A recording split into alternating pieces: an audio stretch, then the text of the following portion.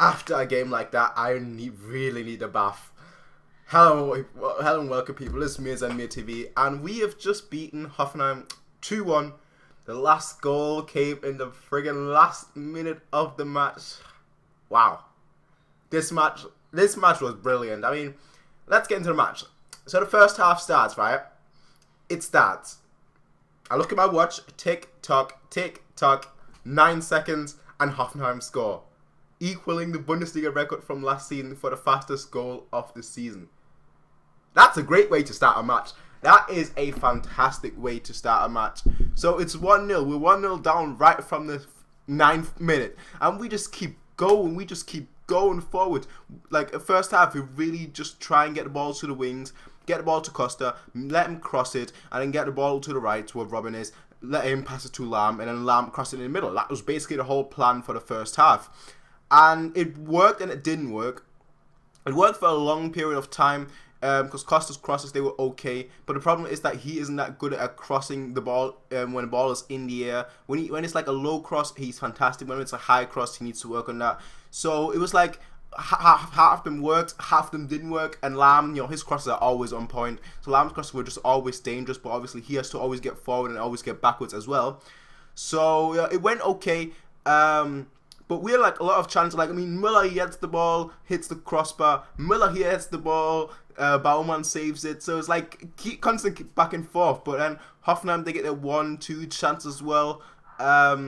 Ultimately, Benatia gets injured. So Rafinha comes in. I'm just like, but Dante. Because I mentioned before that I think that Dante should get a chance to prove himself, especially for next week. Because I don't think next week, but next match, we're going to play against Bayer Leverkusen, and that will be with no Boateng and potentially no Benatia. This could get really ugly. So, Pep, it's time to earn your money. But yeah, the first half, it was just basically just us like going forward, trying to score, and it didn't really happen, but it worked well. We didn't produce anything, but it worked well. That's the best way I can put the first half. And first half man of the match was definitely Costa. Müller. I put Alonso there because I thought he was great throughout the whole match, and Götze was really good as well. I think the second half was the best half though. I don't even really need to think about that, but the second half was really the half where we shined. So the second half comes on, and Rafinha comes on for Benatia, so that means Lam goes back into midfield. And Rafinha's on the right back, so that means that basically we don't get that attacking threat from the right wing, but we were a lot more we were a lot more threatening through the middle, which was important. So we actually were able to attack from both wings and the middle. So it was just crazy. Like, we score, Müller scores after a cross comes in from Costa. I think it was more of a shot, but Costa shoots. Baumann, he's done it throughout the whole game today.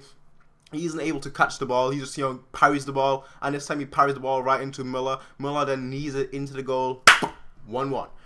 And then we just had like chances after chance. We had like 100% chance that we would score in normal games, like 5 times out of 10 at least. That's 50% chance, but we couldn't score them whatsoever.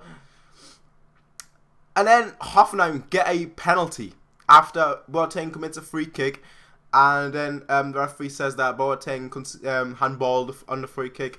And I just feel like Alonso's reaction, because he notices that the ref's about to send Boateng off, and he's like, no, ref, it was me, I handballed it. Please, give me the yellow card. But no, the referee then gives the red card to Boateng, and Boateng is sent off. So now we don't have him for the next match against Leverkusen.